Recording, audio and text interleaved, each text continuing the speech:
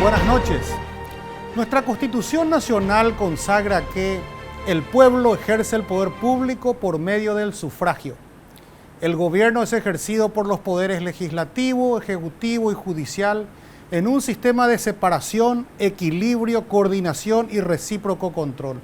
Ninguno de estos poderes puede atribuirse ni otorgar a otro ni a persona alguna, individuo o colectivo, facultades extraordinarias o la suma del poder público. El sufragio es el derecho político y constitucional a votar a los cargos públicos electos. En un sentido amplio, el sufragio abarca el activo, donde se determina quiénes tienen derecho al voto, que es el más común de los derechos, y el pasivo, que se refiere a quiénes y en qué condiciones tienen derecho a ser elegidos. La lógica nos dice que quienes tienen más votos certificadamente válidos son los ganadores de las elecciones. Pero en nuestro país, ese proceso ha sido respetado desde la Constitución del 92. ¿Han sido respetados los resultados electorales que salieron de las urnas? La creencia popular dice que Argaña tuvo más votos que Guasmosi en 1992. Otra creencia es que Oviedo fue apartado de la contienda del 98 a través de un discutido tribunal militar, cuyo fallo fue luego confirmado por la Corte. González Maqui no fue electo presidente, pero una interpretación sobre la línea de sucesión nos legó un presidente no electo para tal fin por más de 4 años. No es extraño para nosotros que nos gobierne quien no ganó una elección para tal fin. En el 2017 el país se dividió sobre la posibilidad de una enmienda constitucional que abriría el camino para la reelección presidencial. El caso fue juzgado por legisladores, no por la Corte Suprema de Justicia. Recientemente, la justicia electoral nominó al Senado a una lista de personas como resultado del proceso electoral del 2018, pero el Senado tomó juramento a personas extrañas a dicha lista. ¿Estamos ante la tiranía de un poder legislativo superpoderoso? ¿Valen más 23 votos en el Senado y 41 en diputados utilizados coyunturalmente que la Constitución? ¿La Corte Suprema tiene o debe intervenir en conflictos entre el Ejecutivo y el Legislativo? ¿Deben ser recortados los poderes del legislativo? Es sabido que la estabilidad política es el requisito fundamental para que los países crezcan, se desarrollen y fomenten políticas públicas de gran beneficio para sus mayorías y de largo plazo. Paraguay necesita una nueva constitución que clarifique estos conflictos de poder. ¿Es suficiente con una reforma o enmienda? ¿Es sostenible seguir con esta cuasi anarquía a la que nos somete el poder legislativo? De todo ello vamos a hablar con el doctor Juan Carlos Mendonza, abogado, constitucionalista, intelectual, respetado catedrático en foros nacionales e internacionales. Como todas las noches en que nos encontramos, vamos primero a un contacto desde Buenos Aires con Nicolás Wiñaski.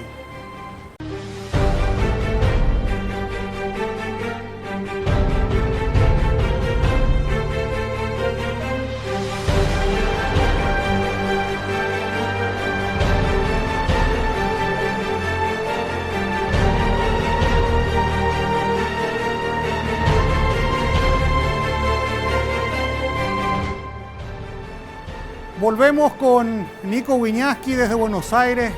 Nico, hoy vamos a hablar de lo que vos nos decías en su momento, el pequeño librito, la Constitución Nacional y lo importante que es una república que funciona de acuerdo a la Constitución o la que interpreta la Constitución cada vez que hay mayorías coyunturales para interpretarla. En Paraguay hubo una reforma en el año 92 que le dio amplísimos poderes al legislativo. Y el legislativo ha venido coyunturalmente haciendo fallos que le corresponden tal vez a la justicia. La pregunta primera que tengo es, en Argentina, ¿cómo es? ¿Hay realmente equilibrio de poderes? ¿Hay un superpoder o hay superpoderes coyunturales?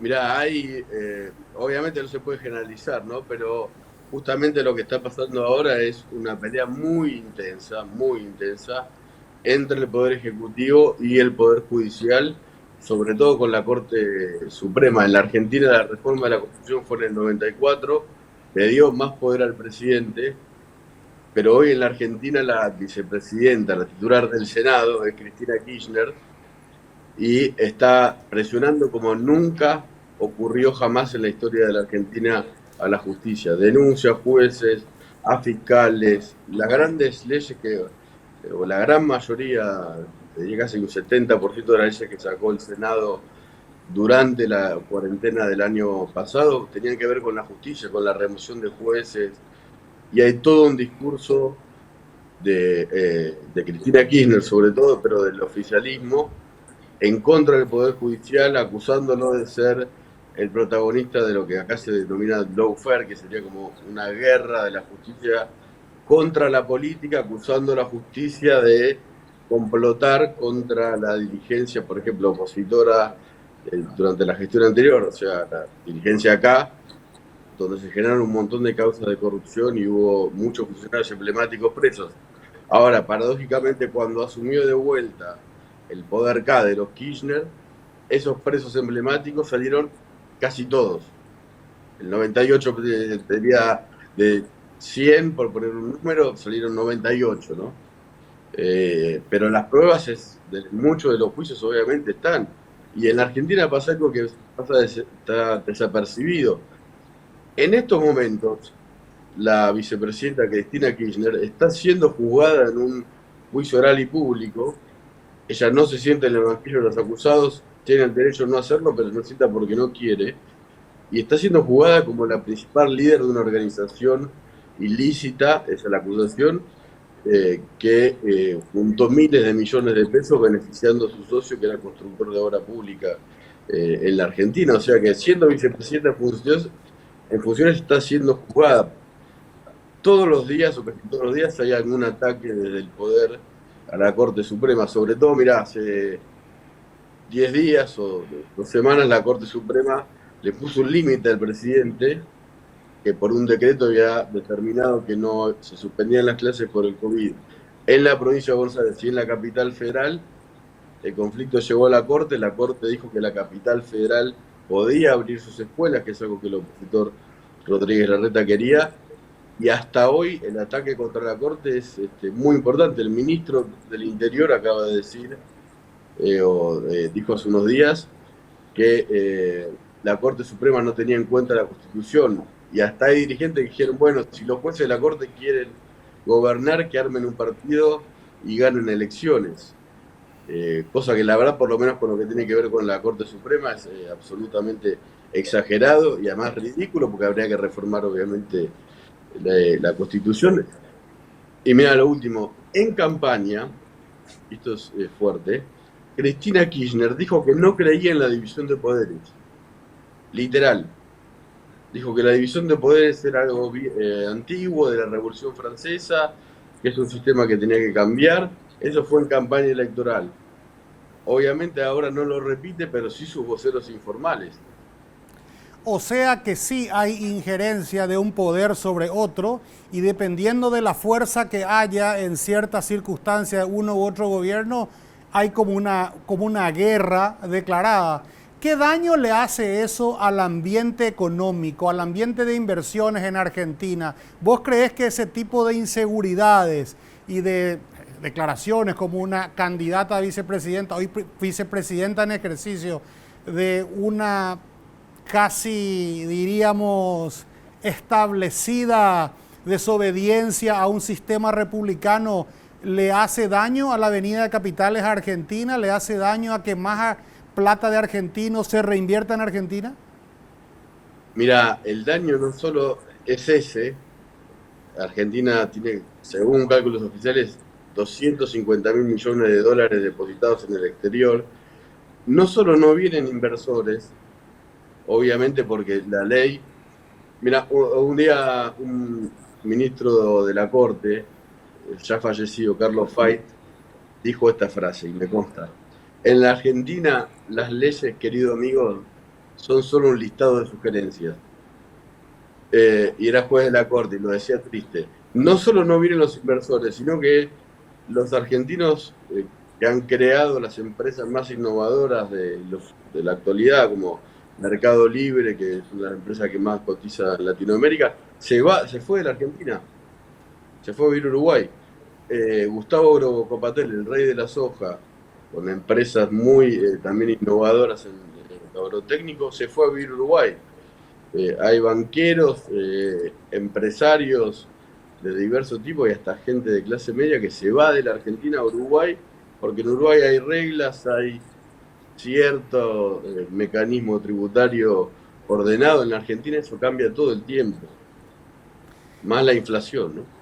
Nos quedó picando de nuestra entrevista una pregunta que no tuviste tiempo de responderme, es cómo viene el escenario político. Evidentemente, Alberto y Cristina, la dupla, ganan la elección sobre el desgaste del PRO, sobre la, qué sé yo, te diría que la insatisfacción de la clase media argentina al respecto de lo que Macri tenía que hacer y no hizo. Pero me da la sensación, mirando, leyendo los medios, viendo televisión argentina, que el gobierno actual en menos de 2 años está terriblemente desgastado y corre riesgo de perder mayoría parlamentaria ahora en las elecciones que se vienen. ¿Es así o estoy leyendo mal? No, perfectamente. A ver, hay diferentes planos, digamos, que se entrecruzan. Hay una cuestión que es muchos votantes, y esto hasta lo escriben los propios medios afines a los K, que votaron a Alberto Fernández, están descontentos, porque no hay ningún, digamos, éxito o digamos, logro en la gestión que se pueda mostrar. En la salud la pandemia se manejó muy mal, la economía cayó 10% del PBI, que duplica el promedio mundial de 123 países, entiendo. La inflación va a exceder el 29% de lo que se presupuestó y votó el Congreso. La mitad de los argentinos son pobres. Y el 20% de esos pobres se generaron el año pasado. Cerraron 300.000 negocios durante la pandemia. La discusión pareciera ser quién es el culpable de los pobres que se dieron entre el advenimiento de Alberto presidente y hoy. Alberto y Cristina dicen, no, Macri nos dejó algo insostenible, y Macri y su equipo dicen, no, estos tipos empeoraron lo mal que estamos. ¿Es así? Sí, como siempre en la Argentina se polariza la discusión, pero el gobierno también admite, y lo admite el ministro de Desarrollo Social, que el año de parate de esta cuarentena, que fue realmente increíble, durante un año todo parada la actividad económica, generó muchísimos pobres. Ahora, a todo este escenario, yo le agregaría uno que tal vez el más complejo y tenga consecuencias en el corto y mediano plazo, que es la pelea salvaje entre el presidente Alberto Fernández y Cristina Kirchner. Cristina Kirchner pasó las últimas semanas desgastando a través de funcionarios o leyes o proyectos de resolución desde el Senado, voceros formales e informales, se encargó de desgastar la figura de Alberto Fernández de un modo realmente autodestructivo, porque es el presidente que puso ella, ¿no? Si hay éxito es por ella, y si hubiera fracaso, entonces también sería también por ella. La verdad que es una típica pelea del peronismo que está en su peor momento, Gustavo. Esa es la típica frase, con amigos como estos, ¿para qué quiero enemigos, no? No, la pelea es realmente ya, o sea, en un principio era algo en off que contábamos los periodistas. Se fue intensificando y hoy son los propios funcionarios los que hacen públicas las críticas a la propia gestión. Es una cuestión muy extraña. O sea, secretarios de Estado que critican al ministro, a determinado ministro, o ministro que, como el de Economía, Martín Guzmán, quiso echar a un subsecretario de Energía y no pudo porque Cristina Kirchner decidió que eso no iba a pasar. Entonces, como se dice acá, el poder está en la Casa Rosada o en Juncal, se le llama acá, que es la calle en la que está la casa de Cristina Kirchner. Mira, Los empresarios. Me queda claro y triste sí. Que nuestra región sigue con los mismos problemas de los 80, y nosotros tenemos aquí cerca a Chile, un país donde las instituciones funcionaban y funcionan relativamente bien, que acaba de hacer un escándalo público al respecto de unos temas sociales. Entonces me da como un cierto pesimismo, pero a la vez como paraguayo miro, Paraguay tiene pocas cositas muy importantes que arreglar y tiene una brillante oportunidad para volver a sobresalir y ser un país que atraiga inversión, que cree empleo y que saque a la mayoría de su gente de la pobreza. Nico, te agradecemos como siempre, siempre nos iluminás, te seguimos esperando en Paraguay, apenas haya un vuelo que te pueda traer y vos no tengas que hacer cuarentena, acá te vamos a esperar. Un gusto. Ahí estaré. Gracias.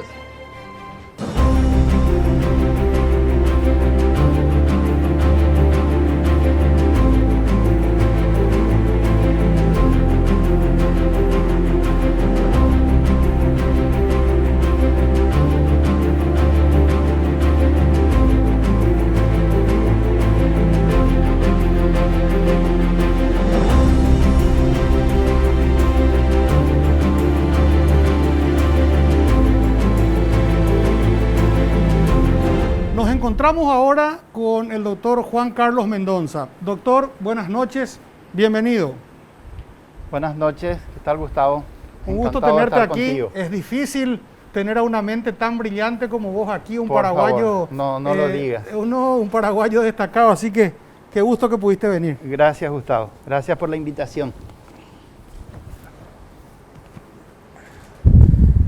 Bueno, la primera pregunta que yo te quería hacer, y que tal vez sea una pregunta que no va a caer bien en mis amigos legisladores, es si nuestro poder legislativo hoy tiene una especie de superpoderes que cuasi riñen con el espíritu constitucional de recíproco control y no inmiscuirse y controlarse mutuamente con otros poderes. Bueno, en el año 97 a mí me invitaron a participar de una publicación que hacía la Corte Suprema de Justicia, que estaba coordinada por el doctor Lescano Claude y por el doctor Emilio Camacho. Habían transcurrido 5 años, era un homenaje al 5º aniversario de la Constitución. Entonces yo decidí hacer un análisis de ese tipo, a ver qué había pasado comparativamente entre lo que había sido la Constitución del 67 y la Constitución del 92.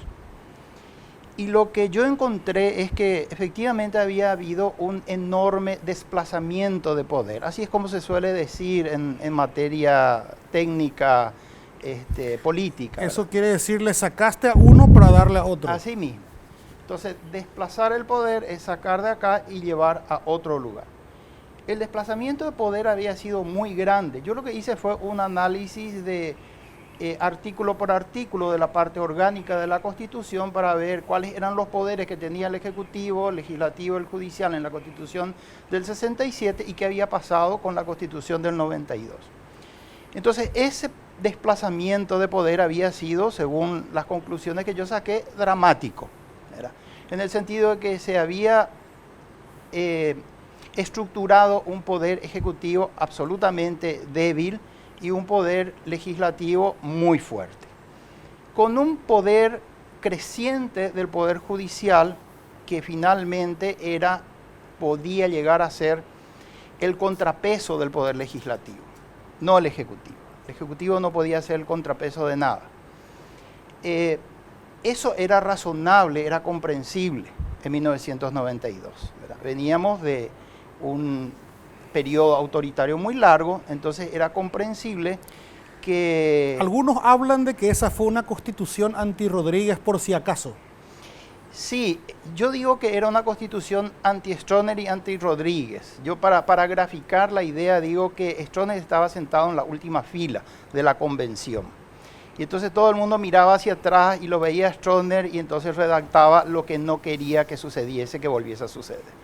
Como Rodríguez era algo así como la continuidad de Stroessner en el imaginario popular, porque había sido el principal militar del gobierno de Stroessner y había sido el consuegro de Stroessner, entonces estaba pensada contra los dos, contra Stroessner y contra Rodríguez. Entonces esa es una constitución construida de esa manera. Yo te escuchaba hablar del artículo 3º de la Constitución y dice que el gobierno es ejercido por los 3 poderes. Bueno, eso es llamativo. El gobierno en cualquier parte es ejercido por el Poder Ejecutivo. Entonces, cuando vos tenés en el artículo 3 que dice que el gobierno es ejercido por los 3 poderes, ya te está anunciando que aquí hay una fragmentación de poder muy grande. Esa fragmentación de poder ya viene dada en el artículo 3, ya te anuncia, ya te dice que está fragmentado el poder, que se va a dividir el poder. Entonces, yo te reitero, eso era comprensible en 1992. Pero eso no es comprensible ni es saludable después de haber transcurrido más de 30 años. Leo de tu comentario de que era, pero ahora ya no, de que nuestra Constitución necesita unos retoques. Si no es retoque, te diría una gran reestructuración. Yo creo que sí, que la Constitución necesita una reestructuración. Y esta es una discusión que venimos teniendo con muchas personas, incluso con mi padre, tenía yo esta discusión muy, muy fuerte. Él me decía que era un peligro modificar la Constitución, que podía salir una Constitución peor. Que esta no es mala. De hecho, no es mala, es una buena Constitución. Toda la parte dogmática, la parte de declaraciones de principios y de derechos, yo diría que es una Constitución del 1 al 10, 9, 8, 9. Hay algunas cosas que también tendrían que ajustarse. Por ejemplo, hoy día no creo que sea aceptable que la Constitución impida el matrimonio entre personas del mismo género. Entonces, eso se observa en la Constitución del 92. Entonces, hay algunas cosas que ajustar también de la parte dogmática, de la Declaración de Derechos y Principios. Pero en la parte orgánica sí, yo personalmente creo que a esta altura es una mala Constitución. No digo que sea ni siquiera mediocre, digo que es una mala Constitución.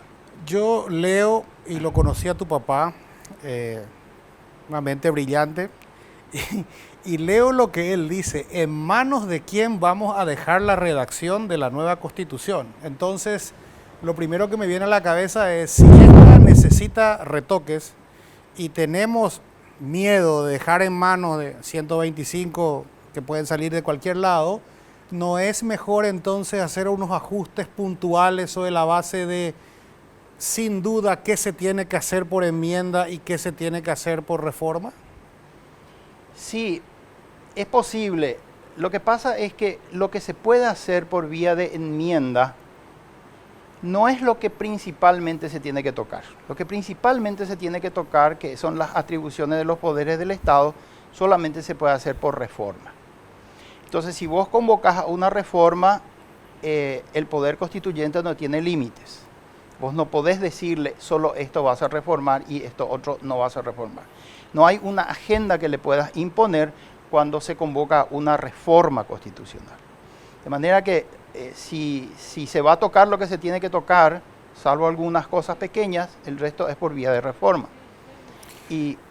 O sea que si nosotros queremos tener una constitución mejor, sí, teniendo en cuenta lo que dijiste, que esta no es mala, pero que permita que haya mucho más armonía en el ejercicio del poder y sobre todo que haya un poder administrador que tenga bien claro hasta dónde puede ir, cómo y cuándo, que sería el Ejecutivo, entonces estamos destinados a ir a una reforma si queremos tener una mejor constitución. Y yo no tengo duda de eso. Si queremos tener una constitución más eficiente, que conceda menos por probabilidades de ingobernabilidad, entonces creo que tenemos que hacer una reforma. Es un salto al vacío, porque si vos le preguntás hoy a los 100 intelectuales más importantes de Paraguay, no importa quién haga la lista, te va a decir que el primer problema que tenemos es la inseguridad jurídica. Sí. Y la inseguridad jurídica deviene sí o sí de una constitución que nos deje bien claro quién tiene que hacer qué y quién es el refere cuando hay un problema. Así es. Efectivamente, la inseguridad jurídica es uno de los grandes problemas que se generan, ¿verdad? Pasa que la gobernabilidad de un país depende de muchos factores. Depende, por ejemplo, de la capacidad de liderazgo de quien está gobernando, sin ninguna duda. Una persona... O sea, lo que vos decís es, con esta misma constitución, del 92 a hoy, hubo jugadores que hicieron 1000 picaditas y hubo jugadores que apenas pudieron tener la pelota en el pie un minuto. Así mismo. Entonces, la capacidad de liderazgo es un elemento esencial. Por otro lado, la relación entre el Ejecutivo y el Legislativo.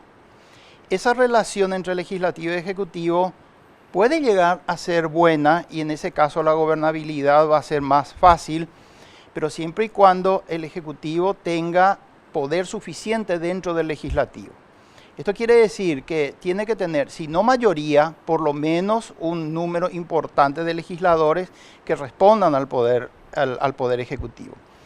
Eso lo que ocurre es que nunca ha pasado, porque los partidos políticos son demasiado lábiles, entonces llegan al legislativo y se dividen. Pasó los primeros 2 años de gobierno nomás y después ya no. Y después ya no. Y hasta no creo que haya durado 2 años de gobierno porque inmediatamente se dividen los partidos políticos en bancadas. Y esas bancadas entran en conflicto y en competencia. Entonces, no hay presidente de la República que haya gobernado con el apoyo íntegro de su partido político. De hecho, Lugo no tenía partido político que le pudiese apoyar, así que las probabilidades de ingobernabilidad eran muy altas. Que pasara lo que ocurrió era casi una certeza. Así es.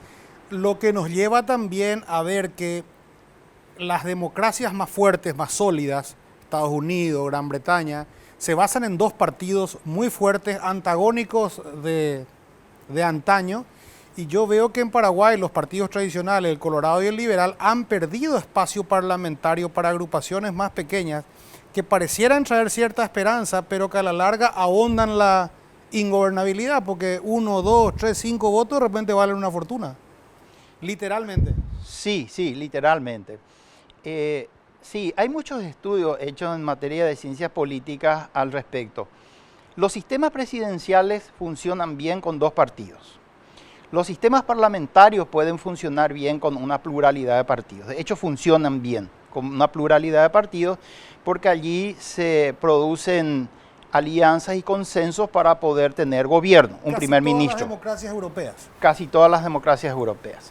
Entonces, pero no es lo ideal para un sistema presidencial. En un sistema presidencial, lo mejor es que hayan 2 partidos fuertes, 2 partidos sólidos, que sean los que compitan en casi igualdad de condiciones, de manera que se vaya produciendo también la alternabilidad. Entonces, si eso no se da, hay también un alto riesgo de ingobernabilidad, como ocurre con nosotros, ¿verdad? Hoy, antes de que vos ingreses al estudio, y vos estabas ahí ya viendo, ¿verdad?, mi entrevista con Nicolás Wiñaski en Buenos Aires, yo le preguntaba a él sobre esta situación y él me dice que en Argentina la Constitución del 94 le dio más poderes al Ejecutivo y que hoy la guerra es el Ejecutivo contra el Judicial, con un fuerte apoyo legislativo porque hoy circunstancialmente el equipo que está en el poder tiene una mayoría coyuntural en el Legislativo. Y vos te pones a pensar, en Brasil hubo impeachment, Chile acaba de poner en entredicho su esencia como país. ¿Nuestra región está condenada no sé, a la mediocridad con todos estos temas? Bueno, ese es un tema realmente delicado, digamos.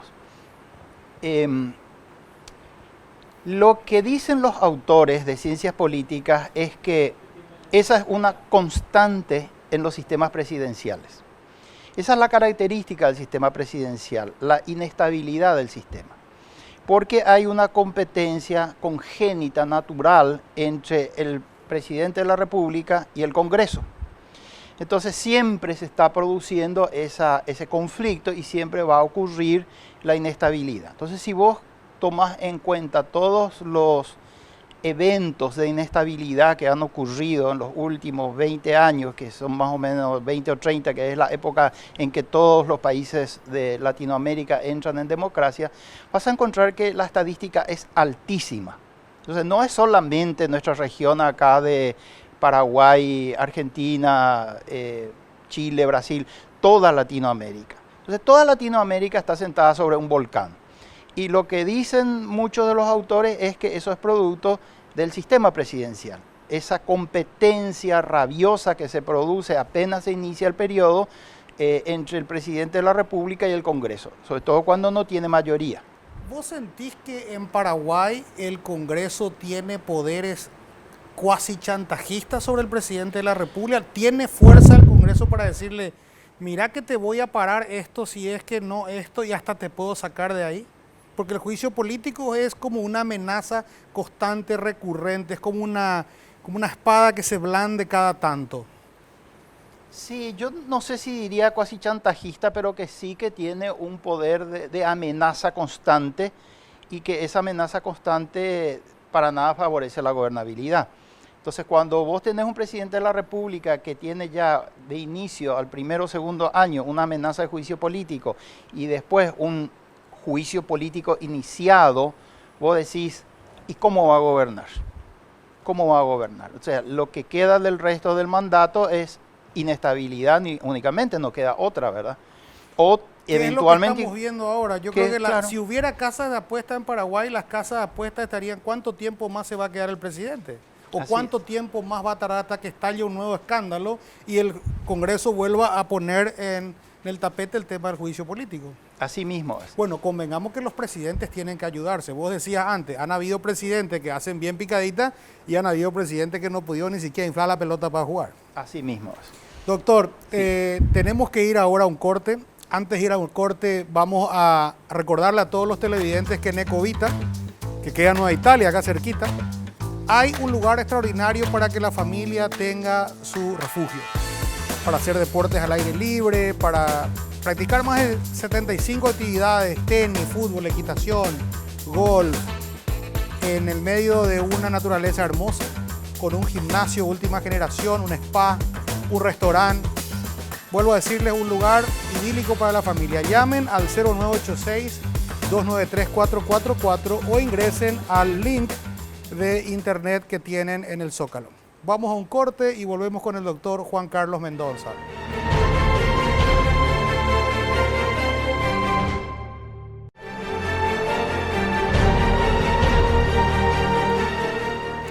Volvemos a República Ocaos, estamos con el doctor Juan Carlos Mendoza.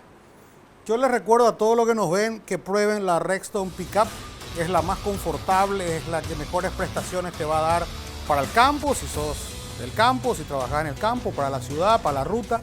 Coordina un test drive y comprobalo al 0985-752-897. Rexton Pickup es la más confortable. Doctor, hablábamos en el corte sobre, bueno, ¿qué nos queda? Tenemos A, opción, vamos a reformar la Constitución. Bueno, vamos a reformar la Constitución, ¿para qué? Pues si vamos a ir a una reforma y no sabemos para qué. Pero vos me habías prestado hace un tiempo unos artículos que habías escrito y tenías una interesante hipótesis o un ensayo sobre convertirnos en una república parlamentarista. ¿Podés ensayar, explicarle un poco a la gente de Paraguay en qué consistiría eso? Porque los paraguayos estamos acostumbrados a un caudillo único, presidente que manda. ¿En qué consiste tu idea? Bueno, yo te decía que en el 92 había escrito aquel artículo sobre el desplazamiento de poder. Durante 5 años me quedé pensando, ¿y qué hacer? ¿Cómo hacer para reconstruir esto sin que la reconstrucción significara un retroceso al pasado, o por lo menos la creencia popular de que había un retroceso al pasado? Porque modificar la Constitución para darle más poderes al Ejecutivo sería considerado seguramente por el común de la gente como un retroceso. El neostronismo. El neostronismo. Si vos ves que sale una ley que más o menos resulta sospechosa y ya es la vuelta al pasado. Entonces, dije yo, bueno, ¿y cómo hacemos para fortalecer de vuelta al Poder Ejecutivo sin caer en la trampa del retroceso?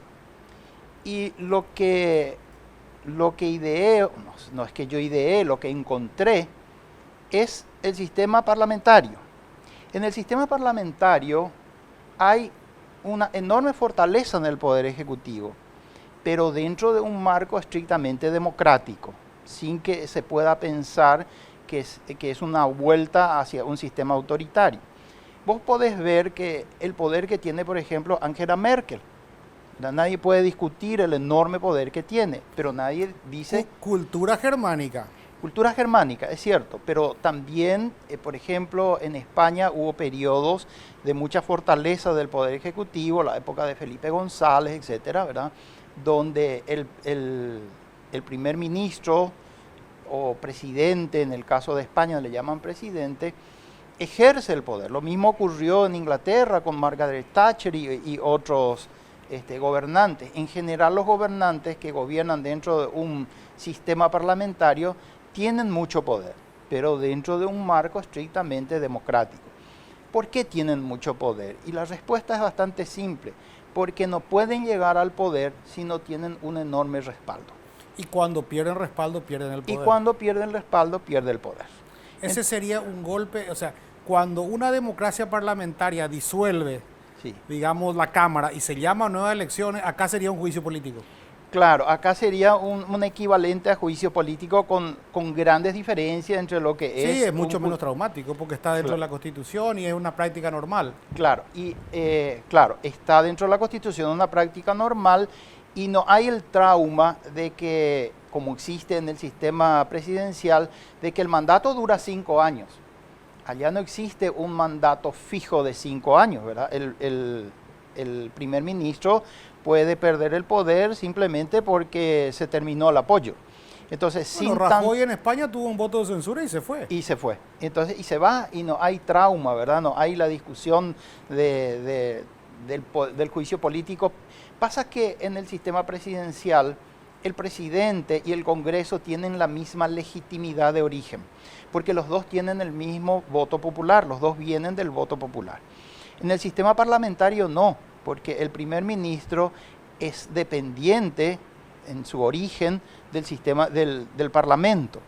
Entonces no hay discusión acerca de si puede o no puede. Ahí me quedan 2 preguntas para vos dentro de tu análisis, que es muy interesante, porque estarías eliminando la inestabilidad inherente a el Parlamento amenazándole al Ejecutivo, porque en realidad es el Parlamento el que elige quién va a ser el Ejecutivo. Así mismo. Y ahí hay 2 preguntas, ¿verdad? La primera es, con este Parlamento que tenemos hoy, que es el que tenemos, Sí. ¿te parece sostenible este modelo en el que yo entendería que podemos estudiar, analizar, debatir esta propuesta tuya, siempre y cuando también haya poderes recortados a ese Parlamento? Porque un Parlamento que tenga el poder para alzar el presupuesto público, para gastar lo que no hay, para hacer un montón de cosas, también va a llevar a inestabilidad, aunque haya una democracia parlamentaria. Primera pregunta. O sea, dentro de un esquema de una nueva atribuciones y límites al Parlamento. Y la segunda es, evidentemente, tiene que ser unicameral. No, podría ser también bicameral. En general, en las democracias parlamentarias hay bicameralismo, ¿verdad? En Inglaterra hay, en España hay, en Alemania hay. En Inglaterra los lores son medio que... Claro, sí. La Casa de los Comunes es la que gobierna. Y es así en todos los sistemas parlamentarios. Hay una sola Cámara fuerte. Una sola Cámara fuerte, efectivamente. Claro, tu pregunta es, bueno, con el Parlamento que tenemos. En realidad querría hacer una distinción. Con los jugadores que tenemos y la selección nacional que está ahí. Sí. A mí me da medio miedo de darle los poderes, de que se pongan de acuerdo, pongan ellos al primer ministro o al jefe de gobierno, como le quieran llamar, y ellos se repartan la torta como se viene repartiendo hoy. Sí. Bueno, hay 2 cuestiones allí, ¿verdad? Una, eso implica una enorme desconfianza respecto de la capacidad que tiene nuestro pueblo de elegir, que yo no comparto. Yo creo que hemos evolucionado muchísimo y que nuestra gente ya sabe qué elegir y cómo elegir. Pero entonces vos estás asumiendo que si vamos a un sistema parlamentarista o parlamentar, sí, las elecciones van a ser por persona y ya no por lista. Probablemente sí. Ahí sí tiene mucho más sentido. Así es como funciona en algunos sistemas como en el sistema inglés. O bien modificando el sistema electoral de manera que haya una mejor posibilidad de la gente de elegir a sus candidatos. Por otro lado, los mismos partidos políticos van a tener que depurar sus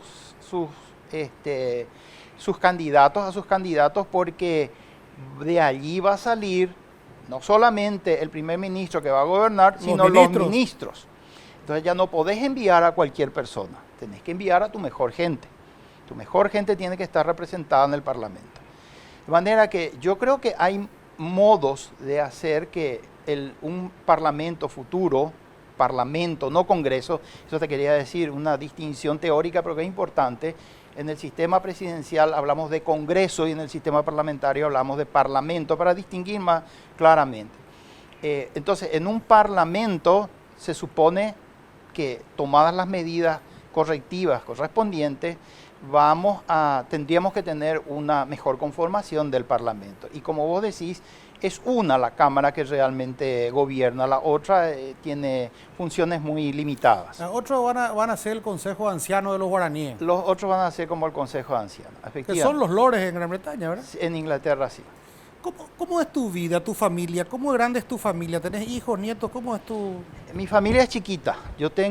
Soy separado y tengo una hija de 13 años y eso es todo. Mi madre. ¿Y vos te animás a tu hija de 13 años a dejarle un país en manos de un sistema parlamentarista?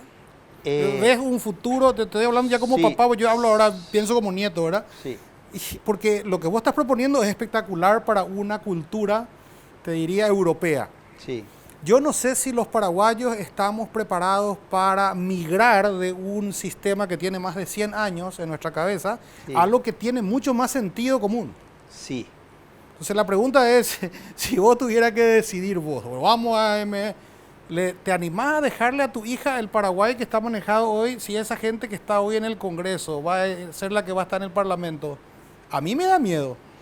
Bueno, si es esta misma gente puede ser, ¿verdad? Pero el presupuesto es que vamos a hacerle retoques, tales retoques, que la depuración va a hacer que sea mejor la gente que llegue al Parlamento. Yo me animo a dejarle a mi hija un sistema parlamentario. Te voy a decir más. Tarde o temprano va a ocurrir. O sea, los sistemas presidenciales se van a extinguir. Pero de facto, hoy en el Sí. Paraguay, con un ejecutivo débil como el que tenemos, es casi un sistema parlamentarista el que nos está gobernando. Esa es la realidad. Y Le no están es- imponiendo claro, la agenda sí. desde el Senado, Sí. felizmente con algunos contrachequeos en diputados, pero desde el Senado le están imponiendo la agenda al presidente. A ver, pasa que no es un sistema cuasi parlamentario. Este es un sistema presidencial debilitado. Si fuese un sistema parlamentario, el presidente tendría que poder disolver el Congreso ante la primera crisis Y llama a elecciones. y llama a elecciones. Pero el presidente no lo va a hacer porque él mismo, si fuera débil, en la próxima elección puede no ser electo parlamentario. Claro, pero si está en un conflicto con el Parlamento y el Parlamento estamos hablando del sistema parlamentario, ¿sí? Está en conflicto con el Parlamento y el Parlamento está a punto de dictar un voto de censura, él ya sabe que es débil. Y si él sabe que es débil, lo mejor es jugarse la carta, ¿verdad? Entonces, entra en el conflicto y aquí viene lo mejor de todo. El pueblo decide, no como ahora. Entonces, el conflicto en un sistema parlamentario, siempre la última decisión la tiene el ciudadano. Está siguiendo lo que pasa en Israel, ¿no? Fueron a la cuarta elección y no están pudiendo destrancar un tema de poderes. Ahí hay una Cámara única de 120 miembros y se necesita que el más votado tenga la primera opción de gestionar 61 alianzas y no lo está consiguiendo y vamos a elecciones y vamos a elecciones y vamos a elecciones. ¿Ese no es un escenario de inestabilidad también que tiene que contemplarse? Es un escenario de inestabilidad, pero mucho menor. Vos ves que el primer ministro sigue gobernando. Bueno, pero Netanyahu es una figura única. Yo no sé si es como, para mí es como Churchill, es como Eisenhower, es como, qué sé yo, grandes líderes como Ronald Reagan, como de repente Adenauer que reconstruyó Alemania. No hay muchos Netanyahus. Sí. Es lo que vos decías antes. Hay presidentes que hacen picaditas y hay presidentes que no pueden inflar la pelota. Sí. Ahora, ¿cuál es la diferencia, digamos? ¿Cuántos ejemplos podés darme de inestabilidad en sistema parlamentario y cuántos podés darme en sistema presidencial? Yo creo que tiene más que ver con la cultura, porque los sistemas parlamentarios son de Europa, Japón, y los sistemas presidencialistas, el único que yo conozco que más o menos tiene estabilidad es el americano, el resto estamos mal, pero es nuestra región, y ahí yo no sé si es la región, es la cultura o el sistema. De todo modo, doctor, interesantísima hipótesis, tenemos que ir a un corte otra vez. En el próximo corte, en el próximo bloque te quiero llevar a, bueno, vamos a asumir que tenemos claro que podemos ir a un sistema parlamentario, opción A. La opción B, ¿cómo retocamos la Constitución para volver a darle poderes ejecutivos de verdad a un presidente y que pueda gobernar en un ambiente presidencialista. Vamos al corte y volvemos.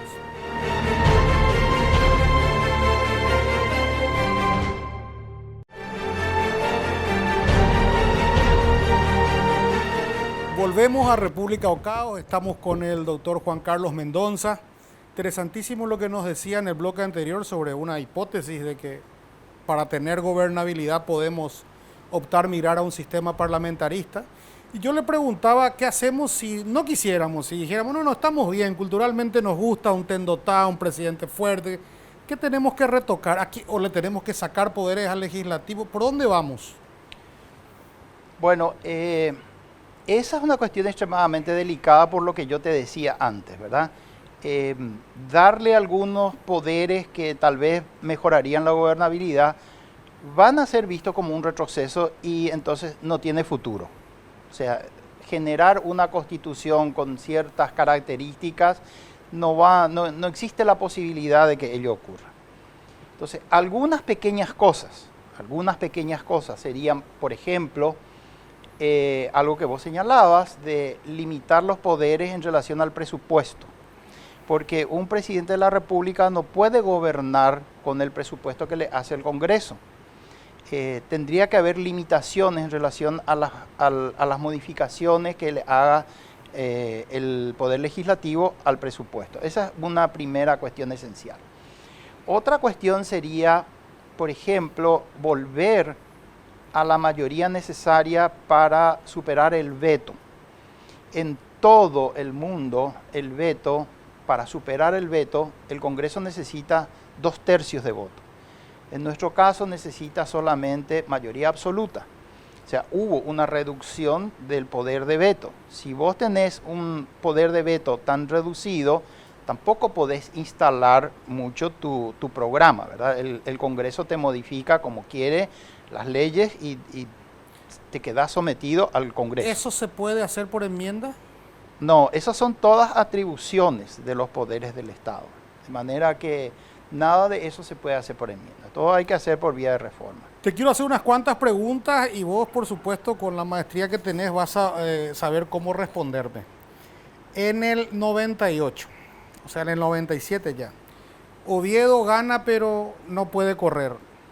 ¿Hubo alguna desviación de su derecho a ser candidato o fue justamente descalificado de la carrera? ¿De acuerdo a derecho? Sí, no, yo creo que no fue justamente descalificado. Creo que fue una estrategia política, una jugada política para eliminarlo de la carrera. Yo creo que eso es así. Estoy convencido de que eso es así. Es como vos decís... ¿Tu papá decía eso también? Sí, creo que sí. Es como vos decís, ha habido mucha tergiversación en la designación del que manda, digamos, ¿verdad? Creo que fue Ñadeló la que acuñó la frase célebre que no necesariamente el que gana la elección es el candidato en el Paraguay, y más o menos así se dio, ¿no? Y sí.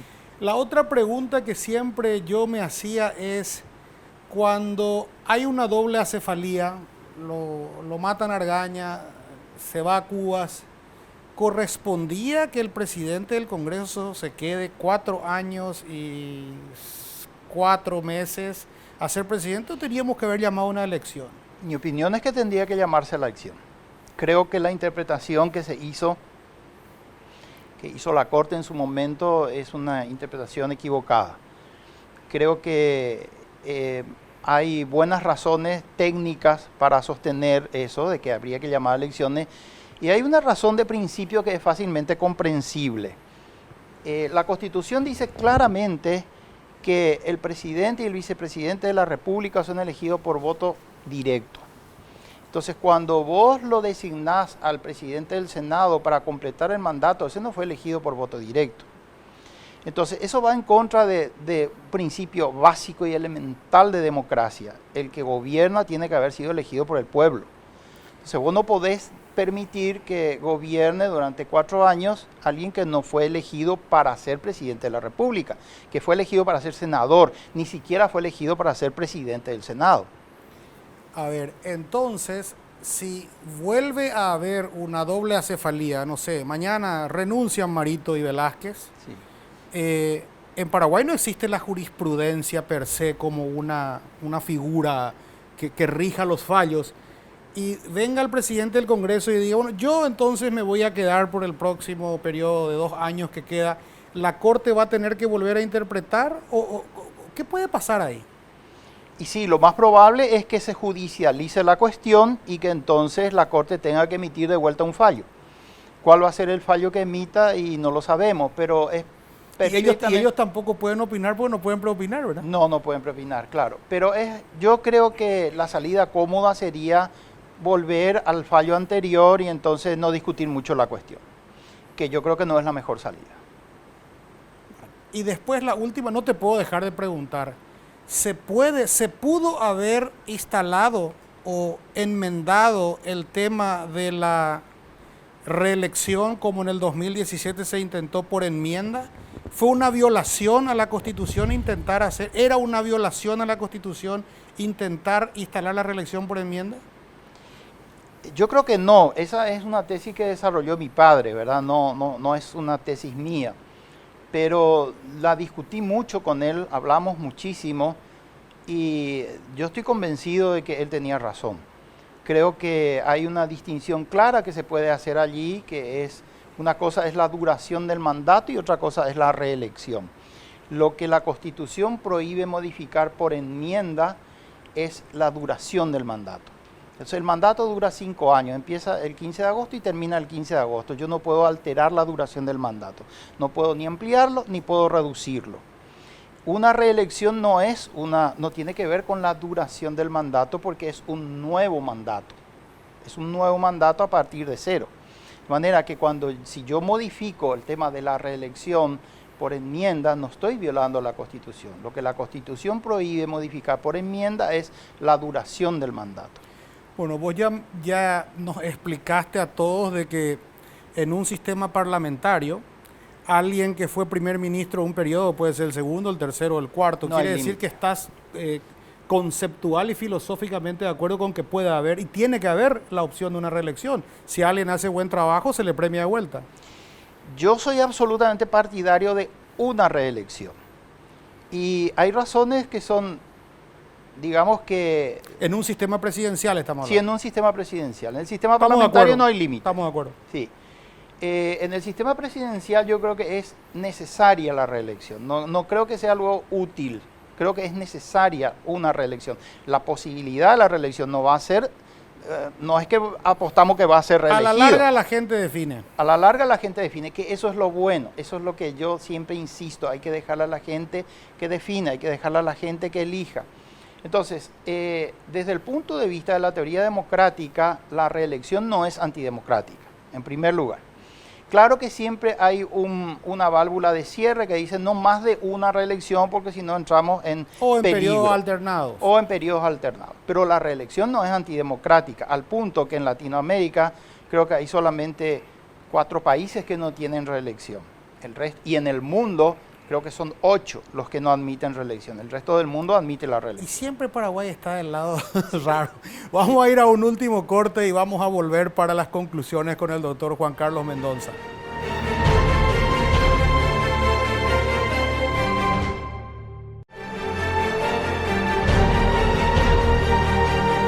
Volvemos, último bloque, lastimosamente último bloque con el doctor Juan Carlos Mendonza, acá en República o Caos.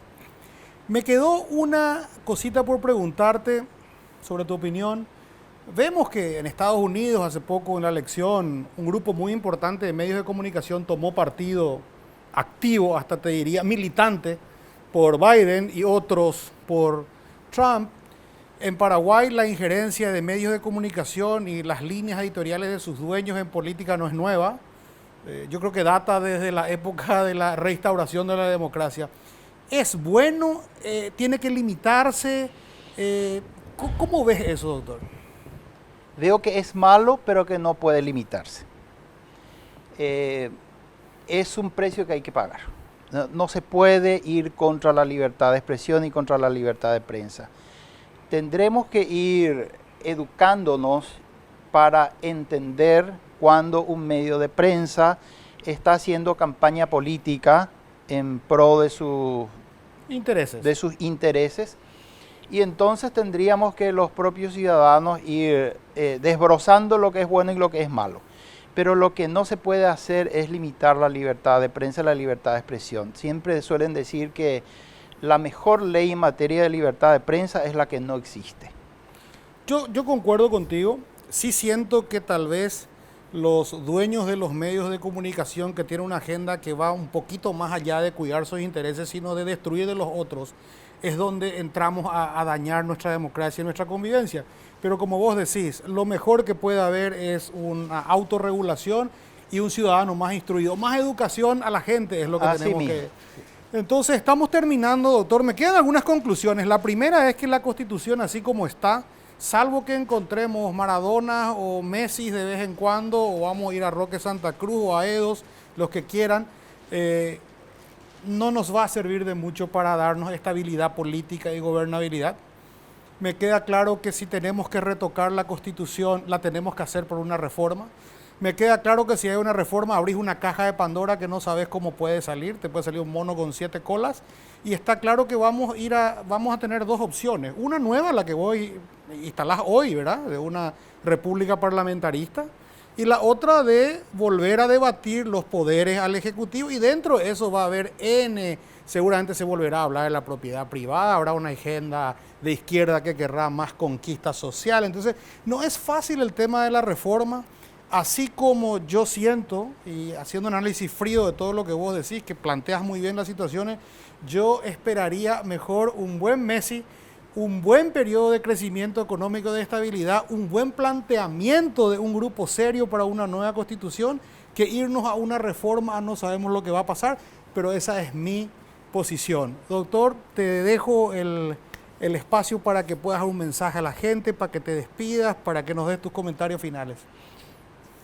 Nada, gracias por la oportunidad de haberme traído a estar con ustedes acá y poder exponer algunas ideas que sé que no son compartidas por mucha gente, tal vez por la mayoría de la gente, pero eso no importa porque como yo soy un liberal, lo que me interesa es la diversidad y siempre le digo a mis alumnos, la crítica es lo importante.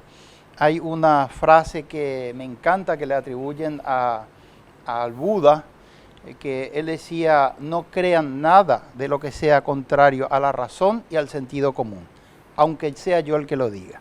Entonces creo que esa es la actitud de un auténtico liberal, el promover la discusión, aceptar la crítica y ir avanzando sobre eso, sobre la base de la diversidad en el más amplio sentido de la palabra.